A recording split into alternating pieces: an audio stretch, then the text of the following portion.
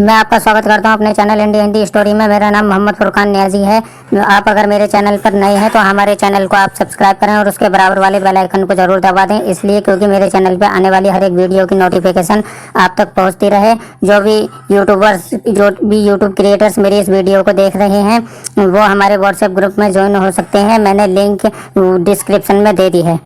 आज रविंद्रनाथ टैगोर जी को किसी भी परिचय की आवश्यकता नहीं है। एक ऐसे व्यक्ति जो कभी संगीतकार, चित्रकार, लेखक, निबंधकार और नाटककार थे। उन्हें 1913 में गीतांजलि के लिए साहित्य का नोबेल पुरस्कार दिया गया था।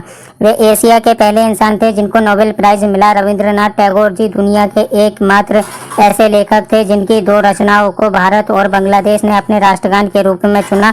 इसलिए आज हम रविंद्रनाथ टैगोर जी की जीवनी और उनके संघर्ष, उनके महत्वपूर्ण कार्य और उनके विचारों के बारे में इस वीडियो में हम आज पूरी लाइफ स्टोरी उनकी जानेंगे।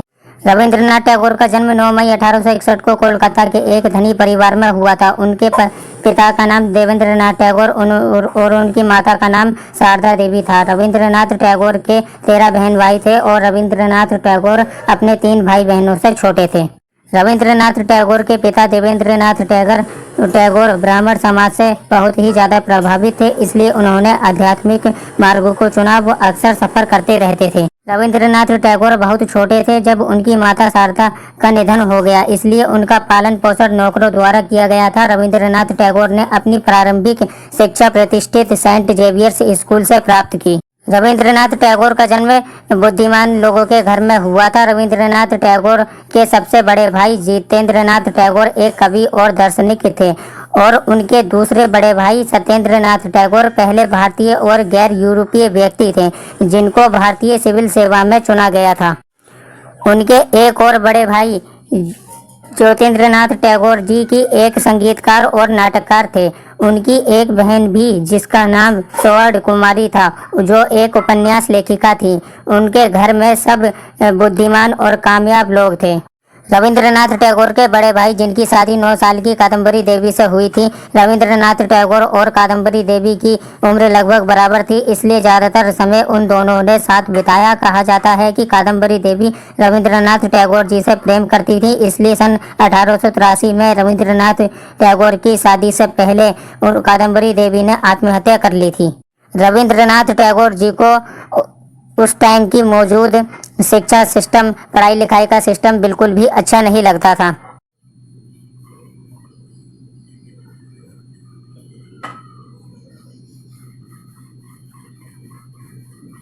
इसलिए वो स्कूल से दूर भागते रहे। उनका मानना था कि पहले की पढ़ने की सिस्टम आज के पढ़ाई के सिस्टम से अच्छा था। टैगोर जी ने घर पर बहुत कुछ सीखा था, जैसे कुश्ती, कला, भूगोल, इतिहास, साहित्य, गणित, संस्कृति और अंग्रेजी, जिसमें उनकी मदद उनके एक और भाई हरेंद्रनाथ टैगोर ने की थी।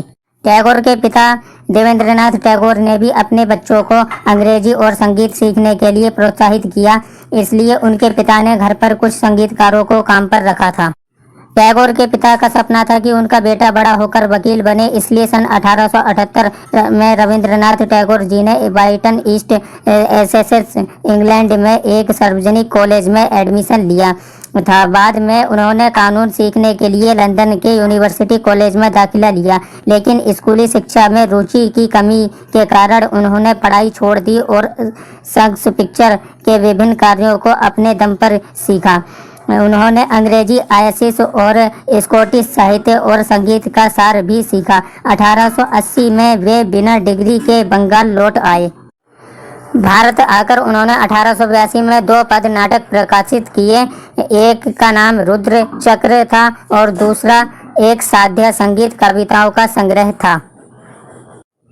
इस बीच 1883 में रविंद्रनाथ टैगोर ने 10 साल की कन्या मृणालिनी देवी से शादी कर ली।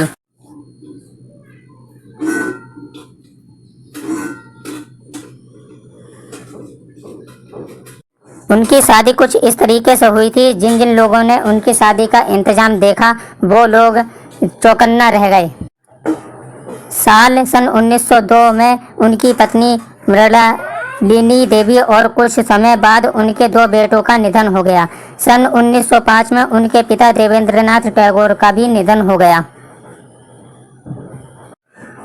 नवंबर 1913 में रविंद्रनाथ टैगोर जी को दुनिया के सबसे प्रतिष्ठित पुरस्कार साहित्य में गीतांजलि के लिए नोबेल पुरस्कार से सम्मानित किया गया था। 20 दिसंबर 1915 को कोलकाता विश्वविद्यालय ने रविंद्रनाथ टैगोर जी को साहित्य के लिए डॉक्टर की उपाधि से सम्मानित किया था। 3 जून 1915 को रविंद्रनाथ टैगोर जी को ब्रिटेन ने नाइटहुड की उपाधि से सम्मानित किया था। हालांकि जलियांवाला हत्याकांड के बाद उन्होंने इस उपाधि को त्याग कर दिया था।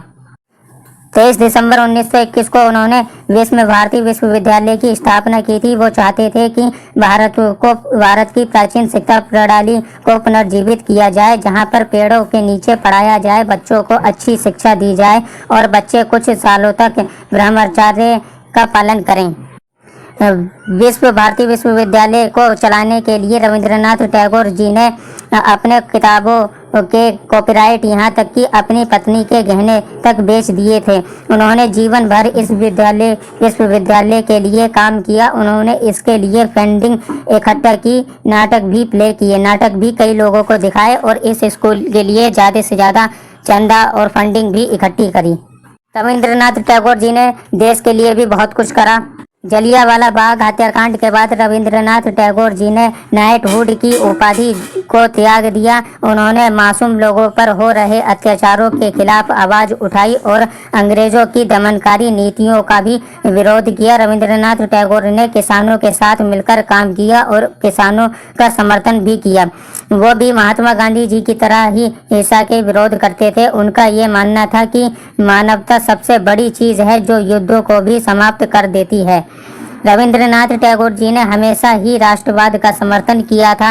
ये उनकी देशभक्ति ही थी कि उन्होंने नाइटहुड की उपाधि को त्याग दिया। रविंद्रनाथ टैगोर जी ने कभी भी असहयोग आंदोलन का समर्थन नहीं किया। उनका मानना था कि हम पूरी तरह से किसी का बहिष्कार नहीं कर सकते हैं, हम उनसे कुछ सीख सकते हैं, जैसे शिक्षा, विज्ञान। यहाँ पर गांधी जी के विचार और टैगोर जी के विचार आपस में टकरा जाते थे।